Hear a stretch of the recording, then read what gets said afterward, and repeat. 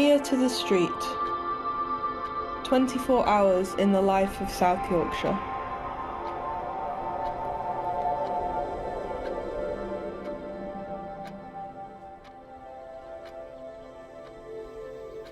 Monday.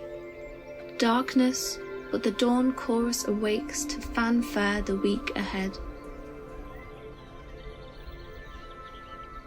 The grassland appears lonely without its juvenile abusers. Its demeanour parched, soberly awaiting their inevitable return. It hardly remembers last night's events, but the booze-covered streets seem familiar enough not to forget. 6:30 a.m. A lonely car hesitates at the traffic lights. My bed says, "Stay with me." A burst of marmalade light spreads across the sky, an early morning breakfast on the horizon.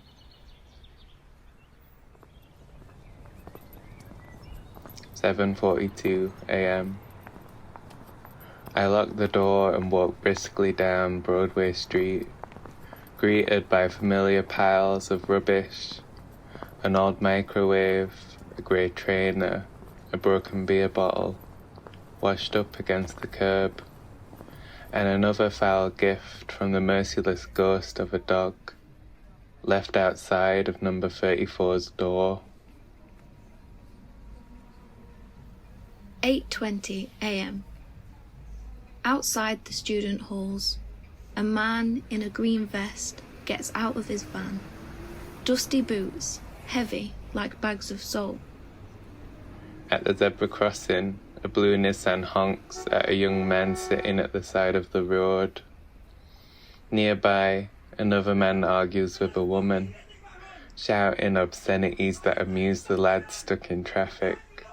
They film everything on their phones. 9:21 a.m. Sunday morning. Perfect conditions. A light breeze blows across the field, and musty teenaged boys grab shirts in changing rooms filled with every smell you'd want to avoid. They scream and shout until they're told to Buck up by the ref. All go quiet and prepare for their own game. 9:31 a.m. Penistone Memorial Ground. And half the team are ready to go, groaning, stretching, warming up, the other half on their way from finishing a game of FIFA. The aroma of freshly shaved grass fills the air. Even the field is ready for the cup final. Parents watch nervously with folded arms, mates over the sidelines ready to relish the multiple disputes. And now they're off, to the shriek of the whistle. The goalkeeper bellowing out his battle cry across the pitch. A king telling his army to charge.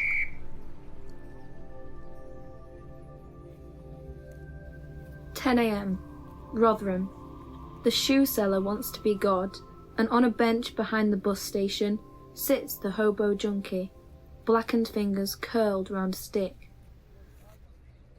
Turn right to McDonald's and a man is sloped against the wall, hand lurching out to passers-by, asking for coffee cup stickers. On to Town Square, and optimistic women pitch their stalls, line up stacks of knitted Pikachus and Lego men. Underneath the tables, a small boy on hands and knees pushes a three-wheeled car around the cracked racetrack of the pavement.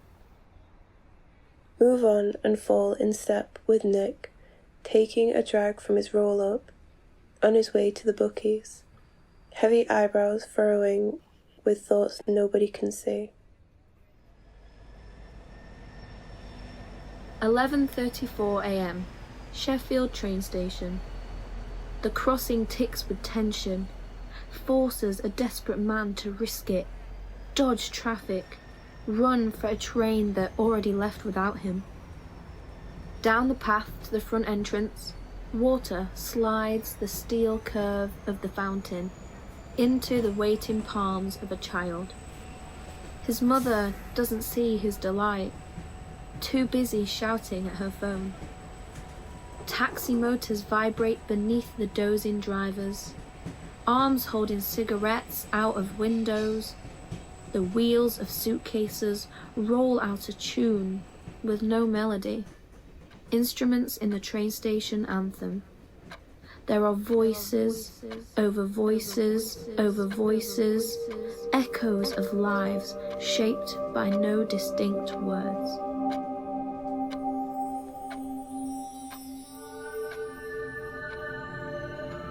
"12 noon. A bumblebee kisses flowers in a hanging basket outside the Globe, where 2 men are already drunk, the sun fueling them up for another. The afterthought of a black cat darts across the road. Dead bird between its teeth like a trophy.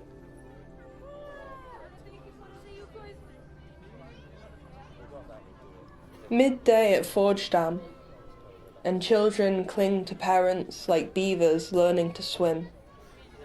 The climbing frame is their city skyline full of hope and promise. Autumn leaves sweep this tiny world into an embrace. Not far away, a church bell chimes its last soothing dong, and a lost seagull has the prize of chippy scraps. A collie's failing training montage moves to its next mischievous scene. And the midday sun gives my bracelet its own blinding light.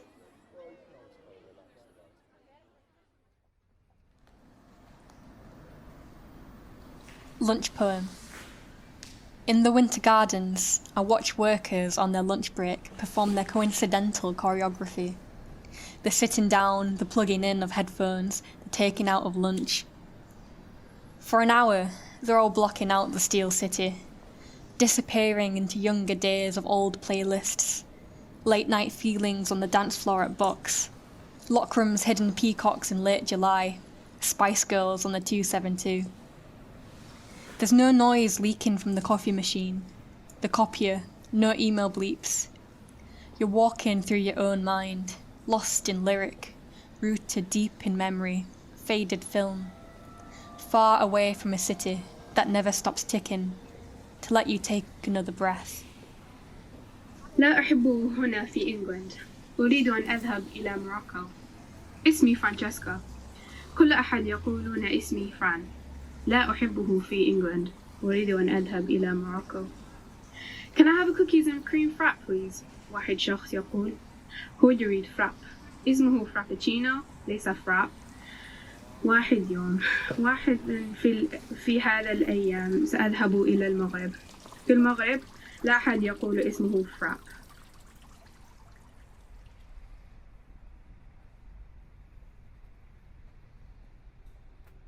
1:07 p.m. Afternoon lessons.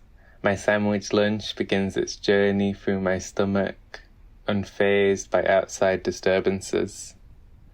Why does looking out of the window help me think? Outside Greg's, a man sits swathed in blankets like a newborn. People walk with their eyes tethered to their laces. A flock of CIA pigeons swarm an aftermath of pastry crumbs like a crime scene. 2:13 p.m. The big issue seller is walking in a circle outside the winter gardens. His eyes are cold pits. His high-vis vest flaps and balloons like a plastic bag snagged on a branch in a storm.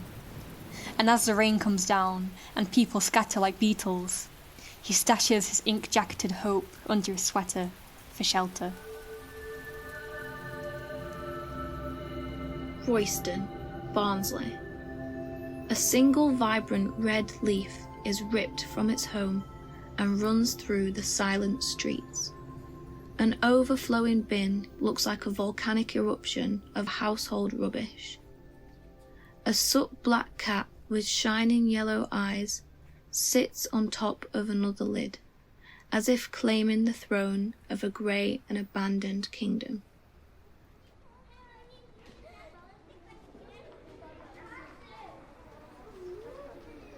"3 p.m. Hunter's Bar Primary.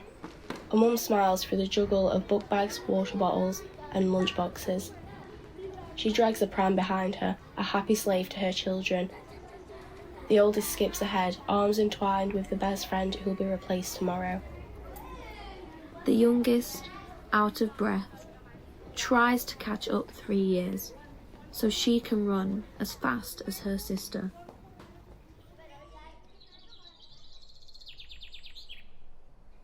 "4:15 p.m. Silkstone, Barnsley. I'm walking down the little woodland trail called the Wagon Road, where I always spot the same Victorian tracks hidden under the dirt. Once the village had a coal mine with multiple pits dotted around it. Children as young as 4 had to work in those pits. Peasant families back then often didn't name their children until they were at least 5 years old, so they just had numbers. Imagine being one of them. Child 11, can't read, can't write, can't ever smell nice because these filthy little kids can't afford a bath. 2 of your siblings died of cholera last year, but it's fine because they didn't have names either.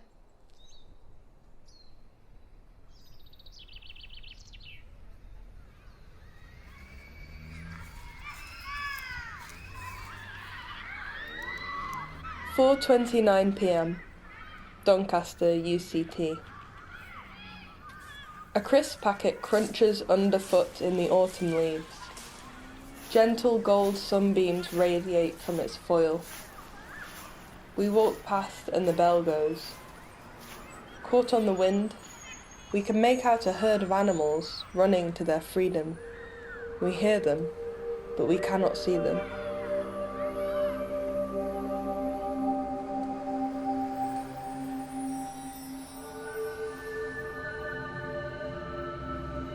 Sheffield city centre. It's 5 p.m. The calm before the storm. Rows of empty buses wait patiently at the interchange on Pond Street, like parents at the gate, the nameless children living online lives tucked away in back pockets. Each muddy bus is a gateway to each clipped grass suburb and each tower block that stands in the sky. And then it comes, the beginning of the mass exodus of city workers, spilling across West Street and through the winter gardens like ants.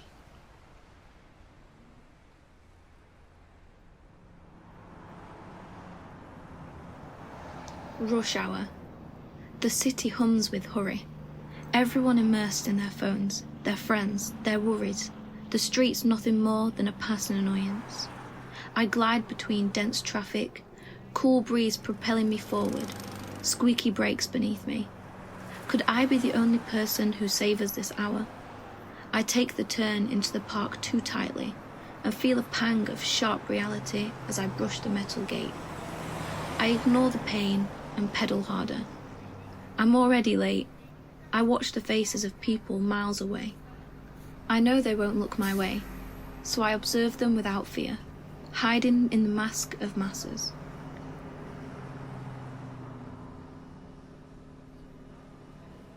"5:34 p.m. Queue for the motorway, and white clouds lighten the watercolour sky washed with orange and pink paint dabs. It casts a rainbow on the row of metal, beeping a cacophony of exhaust fuels and boredom. 5:43 p.m. The dogs have run off again. It's too cold for a t-shirt and too warm for a coat. The leaves are turning from emerald to fire and floating to the ground beneath our feet as we walk for miles from the Common to Dodworth. Maybe one day we'll go as far as Tenerife, but for now, we'll just walk and joke and laugh until the sun melts, before the sky goes dark and our mums text us to come home." 6:21 p.m. Cars whiz past. A headache of motorbikes claw at me, trying to pull me off my bicycle and leave me writhing in a muddle of wheels and arms flailing across a black river. I could sink to the bottom, cut off from the world, buried in LED lights, but I can yet swim. Doncaster Town Centre, 7:22 p.m. She stands in the alleyway, her finger pointing to the man's face, like a gun to his head. In rapper's posture, her hand springs back and forth. She moves like water, legs swaying like loose roots, unable to hold her back. But inside, her feet are digging deeper, stuck like flagpoles. You can see the fear in her eyes as she explodes, but that won't stop her.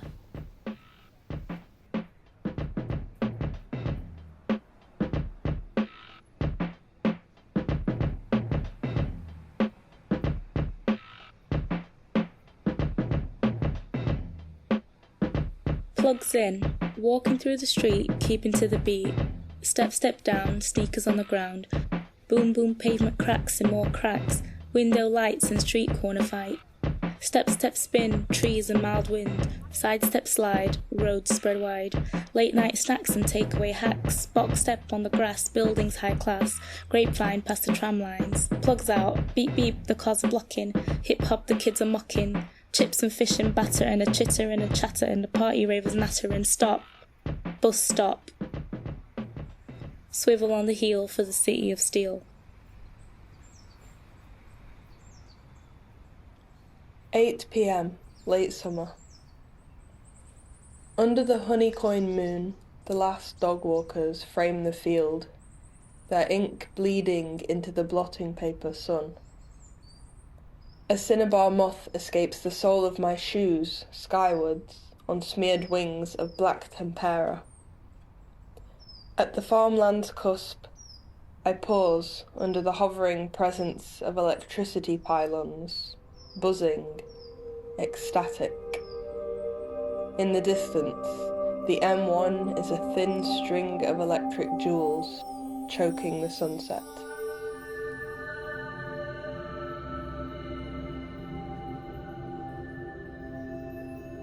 "8:40 p.m. Car park at twilight. The floodlights target anyone and everyone participating in tonight's endeavours.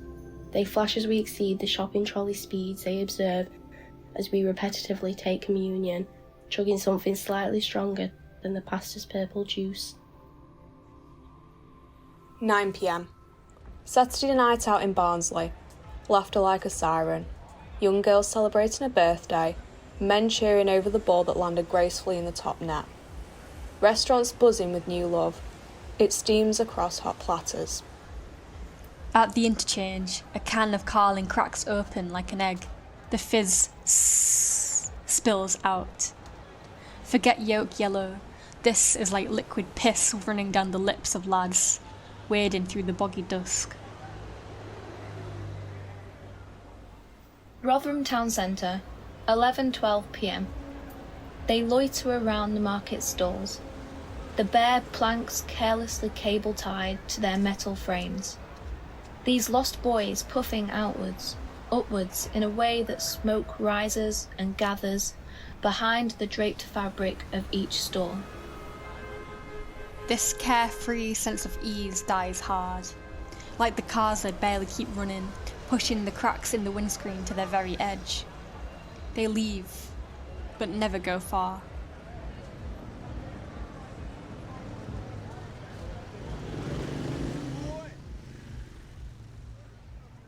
Midnight. The lights from a plane blink in the dark endlessness of night. Foxes scuttle silently and dissolve into shadow. The air tastes fresher and smells sweeter than in the day. People lock their doors and slouch sleepily off to bed, as today melts slowly into yesterday. 12:14 a.m. From the window, the little twinkles of houses far in the distance bring that strange feeling you get from being alone at a time when you know people are sleeping comfy in their beds. The sudden whoosh of a car in the distance, and then comes the silence, the stillness, the realization that darkness isn't always scary. 12:35 a.m. An empty beer bottle takes up one seat in the bus shelter that offers trips to suburbia. A mix of high heels, alcohol and giggling stumbles over the road into Wetherspoons. The cigarette in her mouth slowly burns away like the night. 1:15 a.m. Slumbering children are enchanted and awake in their own significant dreamland of mysteries and wonder. Somewhere down this street, a parent slips a pound coin under a little girl's pillow and takes away what fell from her mouth earlier, a small, stale bone, tipped with blood.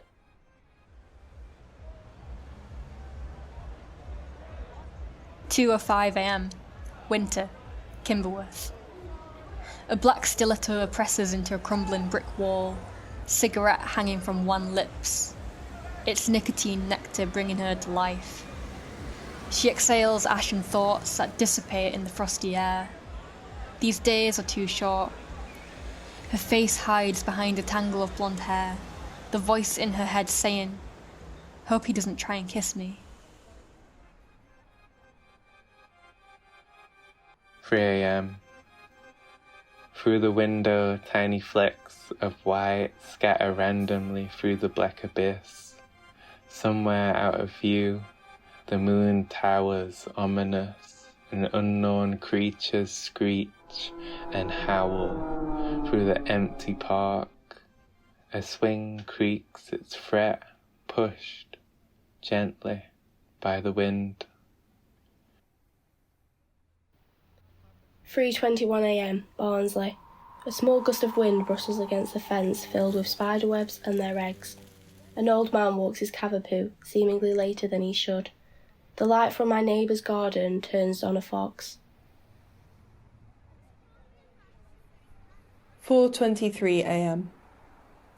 Wisps of amber light swirl the promise of morning down empty streets. Outside the Red Lion, a lone urchin prowls, measures the night air with his whiskers. Somewhere in a dream, the moon creeps round a curtain whispering, "What's that creak?" A door, a step, a knock. The door inches open, fingers claw at the sides, a silhouette leaking through the gap into nightmare.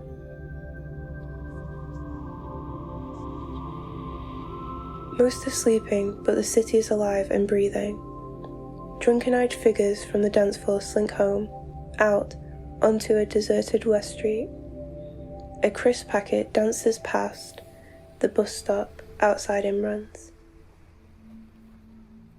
A homeless man watches it swirl skyward, like the kite he used to fly as a child, then sinks back into a restless sleep. Cleaners and council workers depart a hissing bus to begin their day. The wind swirls and twirls with the dreams of those still asleep, air rushing and curling around each, crushing them into particles so there's no trace when morning eyes are opened.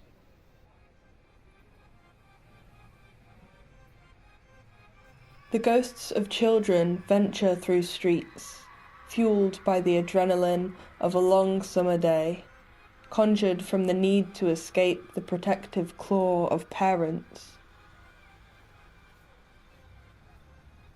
Vultured eyes lurk in dark alleyways, waiting for prey to scurry past in small dresses and high heels. Lights are still burning in the odd few houses. A lone runner zooms past, the only athlete at this hour, either dedicated or ashamed. I admire both. Beer cans and sweet wrappers pimple the ground, ready for the suck of the rubbish truck that will wake the morning streets. But until then, The brightest torch shines through the tiny pinpricks in the dark fabric of sky. Somewhere on the horizon, the orange glow of a distant sun prepares to climb, using the streets, the buildings, the roofs as stepping stones into a new day.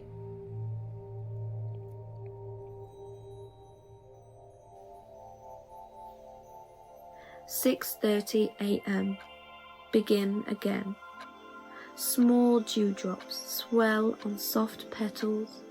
Morning always starts this way, with tears."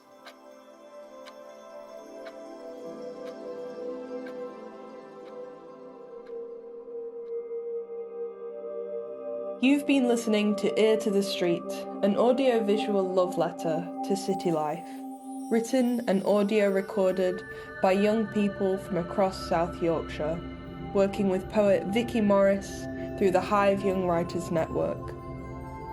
The film has been created by digital content producer and musician Kitty Turner for Off the Shelf Festival of Words.